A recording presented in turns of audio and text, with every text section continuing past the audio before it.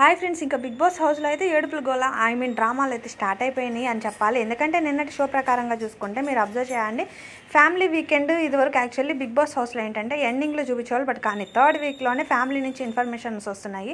దానివల్ల ఏంటంటే పాయింట్స్ తగ్గుతాయి అని చెప్పి చూపించారు. ఫస్ట్ అయితే బజర్ రౌండ్ పెట్టారనమాట. ఆ రౌండ్లో 5 మెంబర్స్ పార్టిసిపేట్ చేశారు సెలబ్రిటీస్. అందులో అయితే ఇమాన్యుల్ అయితే ఫస్ట్ బజర్ ప్రెస్ చేశారు.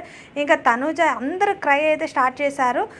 ఇంకా ఇమాన్యుల్ ఏంటంటే తను బజర్ ప్రెస్ చేయగానే కన్వెన్షన్ రూమ్కి రమ్మంటారు బిగ్ బాస్. అయితే బిగ్ బాస్ కన్వెన్షన్ రూమ్కి రమ్మంటే 3 ఆప్షన్స్ ఇస్తారనమాట. 3 ఆప్షన్స్లో ఒకటి చూస్ చేసుకోండి, దాన్ని బట్టే పాయింట్స్ తగ్గుతాయి అన్నారు. ఇంకా 25% లీస్ట్ ఉంది కాబట్టి ఫ్యామిలీ పిక్కే అడుగుతాడు. ఫ్యామిలీ నుంచి ఫాదర్ నుంచి వచ్చిన లెటర్ అవేమీ వద్దంటాడు.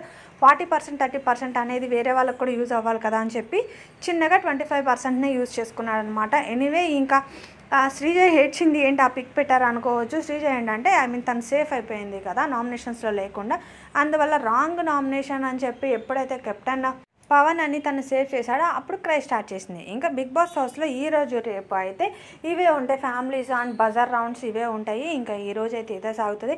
ఇంకా ఎనీవే ఈ వీక్ అయితే డబుల్ ఎలిమినేషన్ ఉండొచ్చు అని చెప్పి అంటున్నారు. ఉండదా అనేది అయితే మనం సాటర్డే వరకు వెయిట్ చేయాలి. అలాగే ఈ వీక్ జరిగినాయి అంతా ఇంకా సాటర్డే తెలుస్తుంది. మీరైతే నామినేషన్స్లో ఉన్న పర్సన్స్కి ఎవరికి సపోర్ట్ చేయాలనుకుంటున్నారో కూడా నాకు కమెంట్ రూపంలో తెలపండి. అలాగే ఫస్ట్ టైం ఎవరైనా వాచ్ చేస్తుంటే నేను బిగ్ బాస్ వీడియోస్ అప్డేట్ ఇస్తాను. ప్లీజ్ సబ్స్క్రైబ్ చేసుకోండి, అలాగే లైక్ చేయండి. Thank you for watching.